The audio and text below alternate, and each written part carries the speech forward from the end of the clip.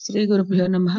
ఈరోజు అక్టోబర్ 10, 2023 రమణ భాషణములు అనే పుస్తకాన్ని ఇంగ్లీష్ లో లక్ష్మి గారు చదివి వివరిస్తారు. టాపిక్ ఏంటంటే నంబరు 20. అంటే ఇలాగా దుర్బలంగా ఉన్నామంటే ఎటైనా సరే, అంటే దుర్బలం అంటే అక్కడ బలహీనం అని కాదు, ఎటైనా మనం అడ్జస్ట్ అవ్వగలగలం. అది అంటే జీవించడం.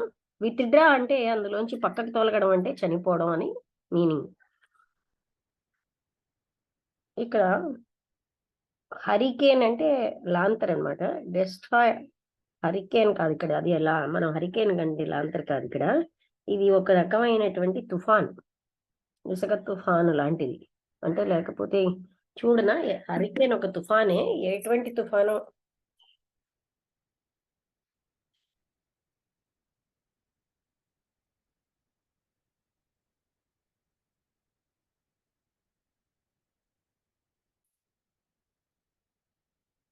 ఏమిటో తెలుగులో ఎక్కడా ఇవ్వటం లేదండి. హరికేన్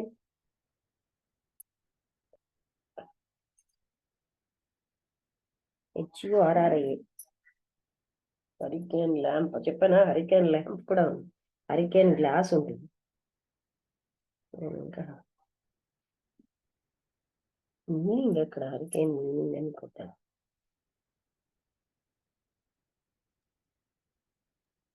తెలుగులో సుడిగాలి, ప్రచండ మారుతము అని ఇచ్చాడు. అది కరెక్ట్. సుడిగాలి అంటే ఒక తుఫాన్ లాగా. సుడిగాలి, చాలా ఎక్కువ గాలి వచ్చేసి అన్ని పెకలించుకుపోతూ ఉంటాయి. అప్పుడు చూసారా మనకి ఇక్కడ సునామీ లాగా. సునామీ కాదు, ఏంటది, హుతుహుత్ లాగా. అలాంటి ఇంగ్లీష్ లో hurricane is an extremely violent and wind or storm అని ఇచ్చాడు. Violent and wind and storm. STORM storm అదే, అంటే తుఫాను. అంటే గాలి వల్ల, విపరీతమైన గాలి వల్ల వచ్చే తుఫాన్ అనమాట హరికేన్ అంటే. అయితే ఈ హరికేన్ ఎక్కువ అమెరికాలో వస్తూ ఉంటాయండి, మనకి తక్కువ ఇవన్నీ.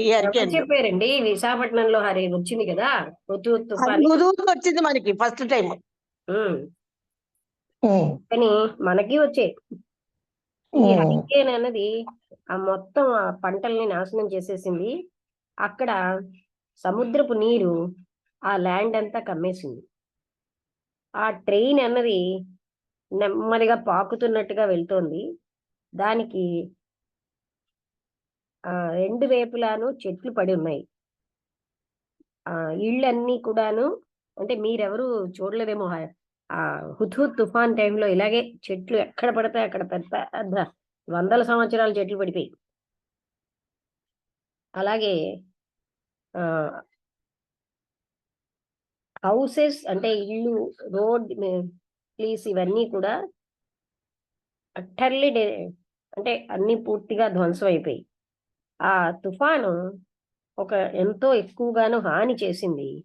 దాని చుట్టూరా ఉన్నటువంటి జీవాలకి, వస్తువులకి అవన్నీ నాశనం అయిపోయి, అక్కడ బ్యారన్ గా, అంటే పంట లేనటువంటి భూమి అన్నది ఆ సూర్యుడికి, అంటే స్కై కింద ఉంది. అంటే మొత్తం అంతా ధ్వంసం అయిపోయి, మేము ఎప్పుడు కూడా ఒంటరిగా లేము.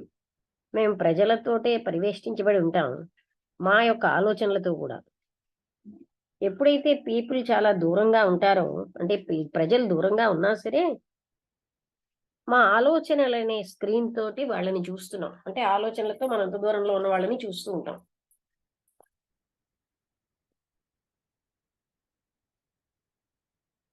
ఏ ఒక్క క్షణము కూడా అరుదైనది, ఆలోచన లేనటువంటి అరుదైన క్షణం లేదు. ఒంటరిగా ఏం చేయాలో మనకు తెలియదు. ఏ రకమైన సాంగత్యం లేకుండా స్వేచ్ఛగా ఉండడంలో అంటే మనకి తెలియట్లేదు. మనం ఎప్పుడు కూడా కంటిన్యూటీ కోరుతాం, మన మాటలు, మన యొక్క ఊహాత్మక చిత్రాలు. అందుకని వాటితోటే పరివేష్టించబడి ఉంటాం. మనం ఒంటరిగా ఉంటున్నాం, కానీ ఆ ఒంటరిగా ఉండడం ఏంటో మనకు తెలియదు. ఆ బాధ, ఒంటరితనం యొక్క బాధ మన హృదయాలను నింపేస్తోంది. మైండ్ ఏమో భయంతో నిండిపోతుంది. ఈ ఒంటరితనం అలాంటి లోతైనటువంటి ఈ వేరుగా ఉండడం ఇదంతా కూడా మన జీవితానికి ఒక డార్క్ గా ఉన్న నీడ లాంటిది. షాడో అంటే నీడ.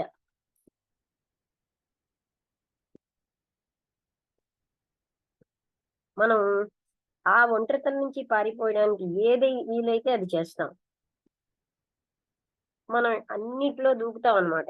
మనల్ని మనం రక్షించుకోవడానికి ఒంటరితనం నుంచి మనకు తెలుసున్నవన్నీ చేసేస్తూ ఉంటాం. అయితే ఆ ఒంటరితనం మనం వెంటాడుతూనే ఉంటుంది. మనం ఎప్పుడు అది వదిలిచి అది లేకుండా ఉండలేం. ఈ ఒంటరితనం అన్నది మన జీవితం యొక్క విధానమే. మనం అరుదుగా దాంతో కలిసి ఉంటాం. ఎందుకంటే మనలో మనం ఎప్పుడు బ్రేకింగ్ గానే అంటే ముక్కలుగానే ఉంటున్నాం. అందుకే అన్హీల్డ్ అంటే దానికి ఎప్పుడు కూడాను రెమెడీ అంటే హీలింగ్ లేకుండా ఉంటాం. ఎప్పుడు అలాంటి దాంతో మనలో మనం సంపూర్ణంగా ఉండటం లేదు. ఇంకొక దాంతో కలయిక అన్నది ఎప్పుడైతే మనలో సమైక్యత ఉన్నప్పుడే సంభవం. మనకి ఈ ఒంటరితనం అంటే భయం. అది మనలో ఉన్న అసంపూర్ణతల యొక్క తలుపు తెరిచేసి మనలో ఉన్న అసంపూర్ణతను తెలియజేస్తుంది. ఒంటరితనంలోనే మనలో ఏమేమి ఉన్నాయో తెలుస్తుంది. మనకు ఉన్నటువంటి పేదరికం అంటే ఇక్కడ పేదరికం అంటే డబ్బులు లేకపోవడం కాదు. మనకి ఎన్నెన్ని లేవో అవన్నీ తెలియజేస్తుంది. మన అస్తిత్వంలో ఉన్న పేదరికాన్ని తెలియజేస్తుంది. ఈ ఒంటరితనం అంటే ఇలాగా ఉండడం అన్నది మనలోని లోతుగా ఉన్నటువంటి ఒంటరితనం అనే గాయాన్ని అది నయం చేస్తుంది. అంటే మనం సాలిట్యూడ్ అంటే ఇలా ఏకాంతంగా ఉండడం మనలో ఒంటరితనం అన్న గాయాన్ని నయం చేస్తుంది. ఒంటరిగా నడవడం ఆలోచన ఏదీ లేకుండా ఆలోచన ఆటంకపరచకుండా మన కోరికలు అనేవి యొక్క ఇది లేకుండా అంటే ఆ ట్రయల్ అన్నది కోరికలది లేకుండా beyond the reaches of the mind మనస్సుతో పట్టుకోగలిగేవన్నిటికీ అతీతంగా మనం టు వాక్ ఎలోన్ అంటే అదనమాట. ఒంటరిగా అంటే ఆలోచన ఆటంకం లేకుండా కోరికల యొక్క మార్చ్ పాస్ట్ లాగా అవన్నీ లేకుండా అదే విధంగా మనస్సుకి అందని స్థితిలో ఉండడమే. మనస్సే మనని వేరే చేస్తోంది, సెపరేట్ చేస్తోంది. అది అంటే కమ్యూనియన్ అంటే ఇతరులతోటి మన భావాలు ప్రదర్శించడాన్ని కట్ చేసేస్తోంది. ఈ మనస్సు ఎప్పుడు సంపూర్ణతను సాధించలేదు. ఈ మైండ్ ఎప్పుడు మనని సెపరేట్ చేస్తోంది, ఐసోలేట్ చేస్తోంది, కమ్యూనియన్ లేకుండా చేస్తోంది. అది ఎప్పుడు పరిపూర్ణం అవ్వలేదు. అది ఎప్పుడు కూడా దాన్ని అది కంప్లీట్ చేసుకోలేదు. ఆ ప్రయత్నంలో అది వేరైపోతుంది. అంటే నేను పరిపూర్ణం అవ్వాలని. అది కూడా ఒంటరితనంలో ఒక భాగమే. దాన్ని ఏదీ కవర్ చేయలేదు. ఈ మనస్సు అన్నది ఎన్నింటి యొక్క ప్రోడక్ట్ అన్నమాట. అంటే ఫలితంగా వస్తుంది. అన్నీ కలిపితే అప్పుడు మనం ఒంటరిగా లేము. ఈ ఒంటరితనం అన్నది ఆలోచన యొక్క ఫలితంగా వచ్చేది కాదు. ఈ అలోన్నెస్ అంటే ఒంటరితనం. ఎప్పుడైతే ఆలోచన అన్నది సంపూర్ణంగా నిశ్చలం అయిపోతుందో అక్కడ ఒంటరితనం నుంచి ఒంటరితనానికి వెళ్తూ ఉంటాం మనం. హౌస్ అన్నది అక్కడ రోడ్డుకి వెనకాలగా ఉంది. అక్కడ ఆ గార్డెన్ అనేది అంటే అక్కడ తోట చాలా పెద్దగా మంచి పువ్వులతో ఉంది. ఇది పొద్దున్న చాలా చల్లటి ఉదయం. ఆకాశం చాలా నీలంగా ఉంది. ఉదయపు సూర్యుడు ఎంతో ఆహ్లాదంగా నీడలతో అక్కడున్న గార్డెన్ అనేది ట్రాఫిక్ నాయిస్ అంతా అణచబడి ఉంది. అక్కడ అమ్మే వాళ్ళ యొక్క పిలుపులు, అదే విధంగా రోడ్డు మీద గుర్రాల డెక్కల శబ్దము, ఇవన్నీ చాలా దూరం నుంచి వినిపిస్తున్నాయి. ఒక మేక ఆ గార్డెన్ లోకి అది తిరుగుతూ వచ్చింది. దానికి ఒక చిన్న తోక, అదేమో కదిలించుకుంటూ అక్కడ ఉన్న గడ్డిని అది ఆ పువ్వులు నేను నిబ్బులు చేస్తోంది. అంటే ఏంటి, నెమ్మదిగా తింటోంది. అప్పుడు ఆ గార్డెనర్ వచ్చి దాన్ని వెంట తరిమే వరకు అది అక్కడ తింటూ ఉంది.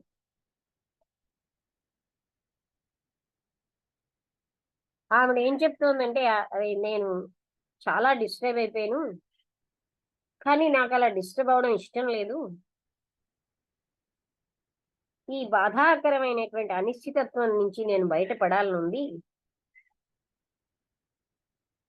అసలు ఆ డిస్టర్బ్ అవడంలోంచి ఆవిడ ఎందుకంత ఎప్రిహెన్సివ్ అంటే చూద్దాం.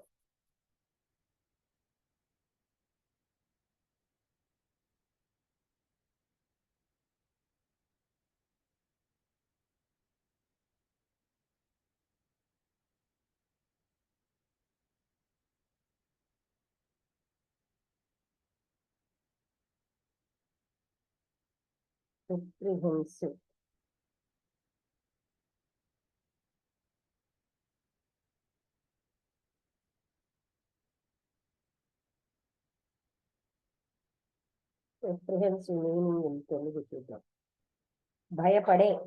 భయపడ్డమా, అది అది అంటే ఆవిడ ఎందుకు అంత భయపడుతోందో వీటన్నిటి విషయంలో, డిస్టర్బ్డ్ అవ్వడం విషయంలో ఆవిడ ఎందుకు అంత భయపడుతోందో అన్నారనమాట.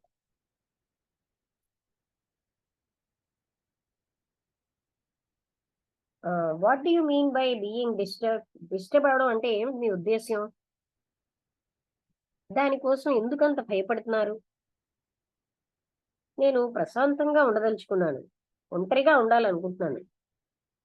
నేను మీతో కూడా డిస్టర్బెన్స్ ఫీల్ అవుతున్నాను. నేను మిమ్మల్ని చూశాను, 2-3 సార్లు చూసినప్పటికీ నేను ఎక్కడ డిస్టర్బ్ అవుతానో అన్న భయం మీ వల్ల కూడా నాకు చాలా ఎక్కువగా వచ్చేస్తుంది నా మీద. నాకెందుకు ఈ భయం ఉన్నది అంతర్గతంగా, అనిశ్చితంగా అనేది నాకు తెలుసుకోవాలని ఉంది. నేను ప్రశాంతంగా, క్వైట్ గా అంటే శాంతిగా ఉండాలి నాలో నేను అనుకుంటున్నాను. కానీ నేను ఎప్పుడు డిస్టర్బ్డ్ గానే ఉంటాను ఏదో ఒక దాంతోటి. ఈ మధ్య కాలం వరకు కొద్దో గొప్పో నేను శాంతిగానే నాతో నేను ఉంటున్నాను. కానీ ఒక ఫ్రెండ్ నాతో మీ యొక్క టాక్స్ అంటే మీరు మాట్లాడినవి నాకు తెచ్చి ఇచ్చారు. ఇప్పుడు నేను చాలా విచిత్రంగా అప్సెట్ అయిపోయింది. నేనేమనుకున్నానంటే, నాలో ఉన్న శాంతిని మీరు బలపరుస్తారని, కానీ దానికి బదులుగా అది ఇంకా ఎక్కువగా అది అటు ముక్కలు అయిపోయింది. అంటే ప్రశాంతత లేకుండా అయిపోయింది. నేను ఇక్కడ రావాలని లేదు. I would make a cool of myself. కానీ నాకు తెలుసు నేను నన్ను నేను ఫూల్ చేసుకుంటున్నాను. కానీ నేను ఇక్కడే ఉన్నాను, అంటే రావాలని లేకుండానే వచ్చానని చెప్తున్నాను. మీరు ఎందుకు నేను ప్రశాంతంగా ఉండాలని అంత ఎక్కువగా పట్టుగా అంటే నొక్కి చెప్తున్నారు? అది ఒక సమస్యగా ఎందుకు ఫీల్ అవుతున్నారు? ఈ విధంగా మీరు డిమాండ్ చేయడం అన్నది, పీస్ కావాలి అన్నదే ఒక సంఘర్షణ. మీకేం కావాలి నేను అడగొచ్చా? మీరు ఒంటరిగా ఉండిపోయారు అనుకోండి, ఏ డిస్టర్బెన్స్ లేకుండా శాంతిగా, అలాంటప్పుడు మీరు ఎందుకు కదలడం, ఎందుకు ఇటు అటును షేక్ గా ఎందుకు? It is quite feasible to shut all the doors. అన్ని ద్వారాలును మూసేసుకోవడం చాలా సులువే. డోర్స్, విండోస్ వేరైపోయి అంటే వేరుగా జీవించడం, అదంతా that is what most people want. అదే చాలా మందికి కావాల్సింది కూడా. కొంతమంది వాళ్ళు ఐసోలేషన్ అనే దాన్ని వాళ్ళు అంటే కల్టివేట్ చేసుకుంటారు. ఇంకా కొంతమంది వాళ్ళ కోరికలతోటి పనులతోటి అంటే హిడెన్ గా ఓపెన్ గా ఉంటారు. అలాంటి అంటే ఒంటరితనాన్ని వేరేగా ఉండడాన్ని తెచ్చుకుంటారు. కొంతమంది దాపరికంగా, కొంతమంది బాహటంగాను. నిజాయితీ ఉన్న వాళ్ళేమోని సెల్ఫ్ రైటియస్ గా ఉంటారు. అంటే విత్ దేర్ వాళ్ళ ఆదర్శాలతో, వాళ్ళ సద్గుణాలతోని వాళ్ళు రైటియస్ గా ఉంటారు. అది కూడా ఒక డిఫెన్సే. ఎవరైతే ఆలోచన లేకుండా ఉంటారో వాళ్ళు ఇలాంటి వేరుతనంలో వాళ్ళని వేరు చేసుకుంటారు. ఎకనామిక్ ప్రెషర్ అవ్వచ్చు, ఆర్థికమైన ప్రెషర్ వల్ల గాని, సాంఘికమైనటువంటి ప్రభావాల వల్ల గాని మనలో చాలా మంది గోడలు కట్టుకోవాలని వెతుకుతారు వాళ్ళ చుట్టూరాను. ఎందుకంటే అవి ఎప్పటికీ వాళ్ళని ఎప్పుడు బలహీనంగా అంటే బలంగా ఉండడానికి. కానీ దురదృష్టవశాత్తు వాళ్ళకి ఎక్కడో ఒక దగ్గర అది ఏమో లీకింగ్ ఉంటుంది. అంటే ఓపెనింగ్ ఉండి దాంట్లోంచి జీవితం అన్నది పాకుతూ ఉంటుంది. అంటే అంత గట్టి గోడలు కూడా ఎక్కడో ఒక దగ్గర కన్నంలోంచి అన్నాడు. నేను ఆవిడ అంటున్నాను అనమాట, మేనేజ్ చేస్తున్నాను ఎన్నో డిస్టర్బెన్సెస్ అన్ని పోగొట్టుకోవడానికి. కానీ గత కొన్ని వారాలుగా 2 వారాలుగా మీ వల్ల చాలా నేను డిస్టర్బ్ అయిపోయాను మొదటి కంటే. దయచేసి చెప్పండి, నేను ఎందుకు అలా డిస్టర్బ్ అయ్యాను? దానికి కారణం ఏమిటి? అంటే ఈయన మాట్లాడినటువంటి పుస్తకం ఎవరో ఇచ్చారనమాట, కృష్ణమూర్తి గారు. అంటే నాకు కేవలంగా ఒంటరిగానే ఉండాలండి, డిస్టర్బ్డ్ గా ఉండాలని లేదు, శాంతిగా ఉండాలని ఉంది. నేను నిరంతరాయంగా ఎందుకు డిస్టర్బ్డ్ గా ఉంటున్నాను? మీరు మిమ్మల్ని మీరు డిఫెండ్ అంటే రక్షించుకుంటున్నారు మీ జీవితకాలం అంతా. మీకు ఎందులో ఉత్సాహం ఉంది అంటే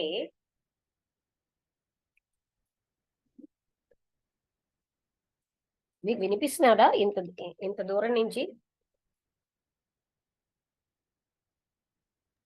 వినిపిస్తుంది మేడం. మీకు ఎందులో ఉత్సాహం ఉంది అంటే ఈ రకంగా మీకు అక్కడ బయట పడిపోతున్నారు కదా, వాటి ఓపెనింగ్స్ లోంచి ఎలా స్టాప్ చేయాలి, ఇవన్నీ ఏ భయము లేకుండా ఎలా జీవించాలి, ఏ ఆధారపడకుండా ఎలా జీవించాలి. మీరు చెప్పిన దాంట్లోంచి, మీరు ఇంకా చెప్పని దాంట్లోంచి కూడా ఇది క్లియర్ గా తెలుస్తుంది ఏంటంటే మీరు మీ జీవితాన్ని భద్రంగా ఏ రకమైన బాధలు లేకుండా చేసుకోవాలని. అంటే ఇతరులేమో పడిపోతూ ఉంటారు, సినికల్ గా అయిపోతారు, అంటే బాధాకరంగా. అయినా కూడా వాళ్ళంతటి వాళ్ళు ఎంతో రిచ్ గా అన్ని విషయాల్లో ఉంటున్నారు, జ్ఞానంలో. అదే వాళ్ళని రక్షిస్తోంది. ఎక్కువ మంది ప్రజలు అంటే మనం ఎవరైతే మతపరమైనటువంటి వాళ్ళు కూడా శాంతిని కోరుతున్నారు. అది ఏ సంఘర్షణ లేనటువంటి శాంతి. ఇంకా కొంతమంది ఉన్నారు, వాళ్ళ అశాంతిని ఎంతో ఈ సంఘర్షణని ఎక్కువ పొగుడుతారు. అదే వాళ్ళకి ఎంతో ఎక్స్ప్రెషన్, జీవితంలో ఎక్స్ప్రెస్ చేయడం అంటే సంఘర్షణే జీవితాన్ని చూపిస్తోందని. వాళ్ళు ఇంకా చెప్పాలంటే సంఘర్షణని ఒక డాలుగా అంటే రక్షణ ఇచ్చేసి అంటే ఒక కవచంగా వాడుకుంటున్నారు. కెన్ యూ ఒక్కసారి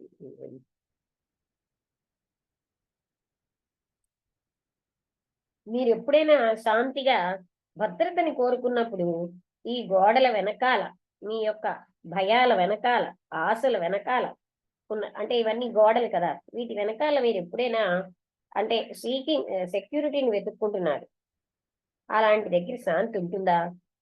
అంటే గోడలేంటి? వాల్స్, భయము, ఆశలు అనే ఈ గోడల వెనకాల భద్రతను వెతుకుతే మీకు ఎక్కడైనా శాంతి ఉంటుందా?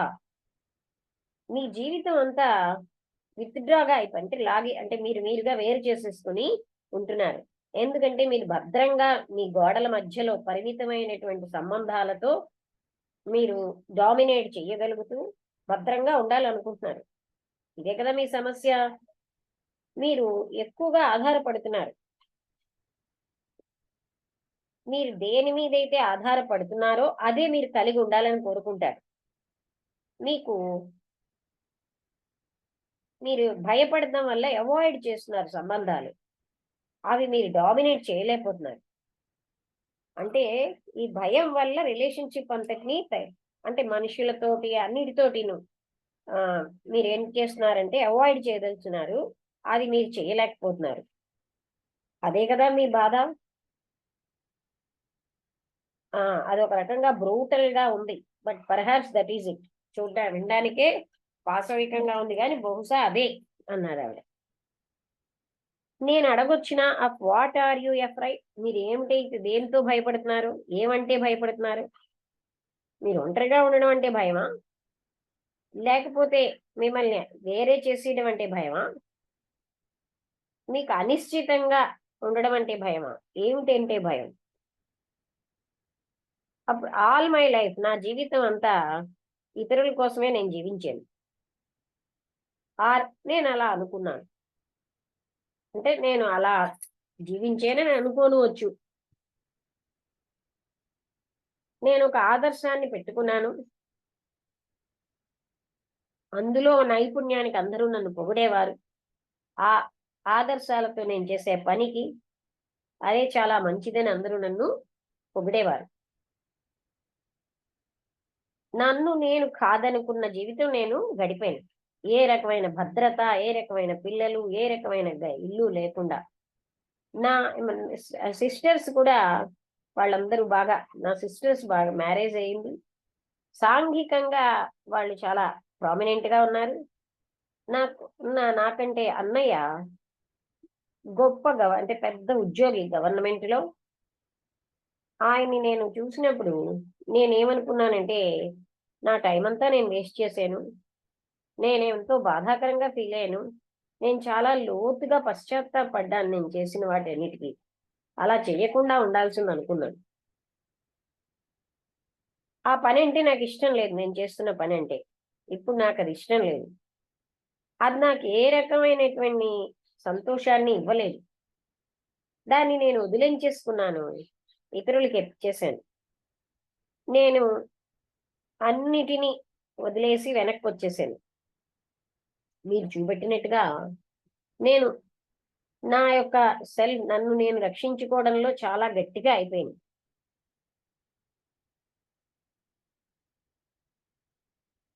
నన్ను ఒక యంగర్ బ్రదర్ ఉన్నాడు. ఆయన యొక్క సపోర్ట్ తోటి నేనుగా ఉంటున్నాను. ఆయన అంత బాగా లేడు.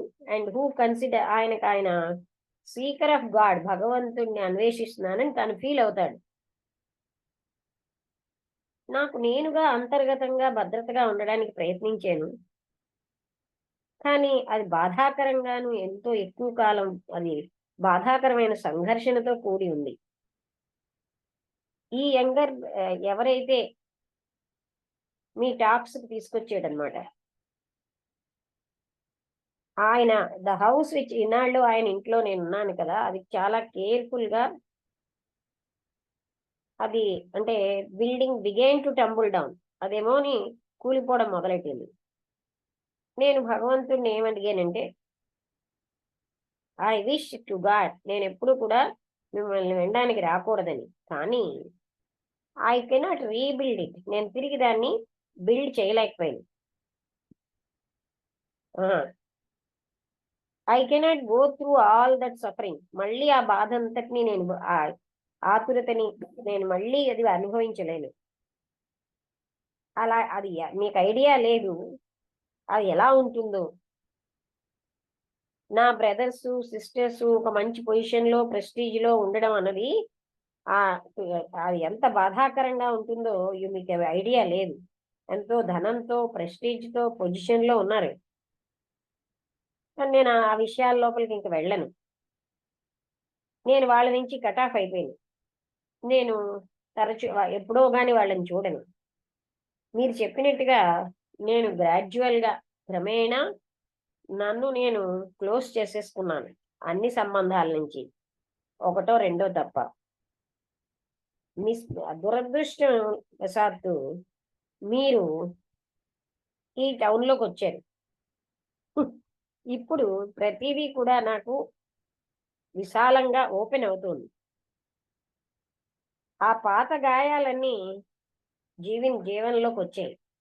నేను ఇప్పుడు చాలా లోతుగా బాధాకరంగా ఉన్నాను. అంటే లోతైన బాధతో నేనేం చెయ్యాలి? మనం ఎంత ఎక్కువగా మనని మనం రక్షించుకుంటామో అంత ఎక్కువగా మనం అటాక్ చేయబడతాం. అంటే ఇక్కడ ఎంత డిఫెండ్ చేసుకుంటామో అంత మనం అటాక్ అవుతూ ఉంటాం. అంటే అటాక్ అంటే తెలుసు కదా, మన మీద దాడులు జరుగుతూ ఉంటాయి. దాడులు అంటే భౌతికం అనే కాదు. The more we seek security, ఎంత ఎక్కువ భద్రత కోరుకుంటామో అప్పుడు the less of it there is, అక్కడ భద్రత అంత తక్కువ ఉంటుంది.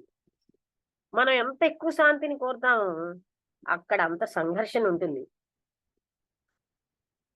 మనం ఎంత ఎక్కువగా కోరుతామో అంత తక్కువ సంఘర్షణ ఉంటుంది. అంటే శాంతి ఎక్కువ కోరుతాం, అసలు ఉండదు అనమాట. మీరేమో మిమ్మల్ని మీరు గట్టిగా వల్నరబుల్ గా కాకుండా స్ట్రాంగ్ గా ఉంచుకోవడానికి ప్రయత్నించారు. షాక్ ప్రూఫ్ గా మిమ్మల్ని మీరు ఆంతరంగికంగా ఎవ్వరు మిమ్మల్ని సమీపించలేనట్టుగా ఎవరో ఒకళ్ళిద్దరు తప్ప అలా ఉంచుకున్నారు. అన్ని డోర్స్ వేసేసుకున్నారు. జీవితంలో ఉన్న తలుపులన్నీ బిగించుకున్నారు. ఇది అంటే అర్థం ఏంటండి? నెమ్మదిగా ఆత్మహత్య లాంటిది. ఇప్పుడు why have you done all this, ఇలా ఎందుకు చేశారు? మీరు ఎప్పుడైనా అడిగేరా మిమ్మల్ని మీరు ఈ ప్రశ్న? మీకు తెలుసుకోవాలని లేదా? మీరు ఇక్కడికి అన్ని డోర్స్ ని find a way to close all the doors. You have come either, అంటే ఈ డోర్స్ అన్నిటినీ తెరుచుకోవడం అనే దాంట్లోంచి బయటికి రావడమా, or to discover how to be open, అంటే గట్టిగా బంధించుకోవడమా, అందులోంచి వచ్చేయడమా బయటికి, జీవితంలో వల్నరబుల్ గా ఉండాలి అని. విచ్ ఇఫ్ యు వాంట్, మీరు కోరుకున్నారంటే ఒక చాయిస్ గా, ఒక సహజమైనటువంటి స్పాంటేనియస్ విషయంగా, అంటే you have come here to find, మీకు ఇలాంటి డోర్స్ క్లోజ్ చేసుకోవడానికి ఒక మార్గం కోసం, లేకపోతే అవి తెరుచుకోవాలను, ఒక వల్నరబుల్ గా ఉన్న జీవితం గడపాలను వచ్చారు. Which is it you want, ఇందులో మీకు ఏంటి కావాలి? ఒక చాయిస్ గా కాదు, ఒక సహజమైన పద్ధతిలో మీరు ఏం కావాలి. Of course I see now that it is really impossible to shut all the doors. ఇప్పుడు నాకు అర్థమైంది, అన్ని తలుపులు వేసుకుని జీవించడం అనేది అసంభవం. ఎప్పుడు ఒక ఓపెనింగ్ ఉంటూనే ఉంటుంది. నేనేం గ్రహించానంటే, ఇన్నాళ్ళు నేను చేస్తుంది నా యొక్క భయం అనే అనిశ్చితత్వంతో నేను డిపెండెన్స్ అండ్ డామినేషన్, డిపెండ్ అవ్వడం, డిపెండెన్స్ కోసము, డామినేట్ చేయడం కోసమును నేను అనిశ్చితత్వం అనే దానిలో ఉండిపోయాను నా భయంతో. I could not dominate every situation, ప్రతి సిచ్యుయేషన్ ని నేను పరిస్థితిని డామినేట్ చేయలేను. అది ఎంత ఎక్కువ ప్రయత్నించినా, నాకెంత ఇష్టమైనా. అందువల్ల నేనేమో పరిమితమైనటువంటి కాంటాక్ట్స్ తో ఒకళ్ళో ఇద్దరితో ఉంటున్నాను. అది నేను డామినేట్ చేయగలుగుతున్నాను. ఐ సీ ఆల్ దట్, అదంతా నేను చూడగలుగుతున్నాను. But how am I to open again? నేను ఏ విధంగా ఓపెన్ అవ్వాలి, స్వేచ్ఛగా అవ్వాలి, ఈ రకమైన భయం అంతర్గతంగా అనిశ్చితత్వం మీద లేకుండా? అంటే ఆయన ఏమన్నారంటే, మీరు చూస్తున్నారా, do you see the necessity of being open and vulnerable? Open గా ఉండడం, ఇలా వల్నరబుల్ గా ఉండడం యొక్క ఆవశ్యకత మీరు చూసారా, మీరు గ్రహించారా? ఆ సత్యం మీరు చూడలేదనుకోండి, అప్పుడు మళ్ళీ మీరు surreptitiously build walls around yourself, మీ చుట్టూరా మళ్ళీ మీరు చాలా గట్టిగా వాల్స్ తయారు చేసుకుంటారు.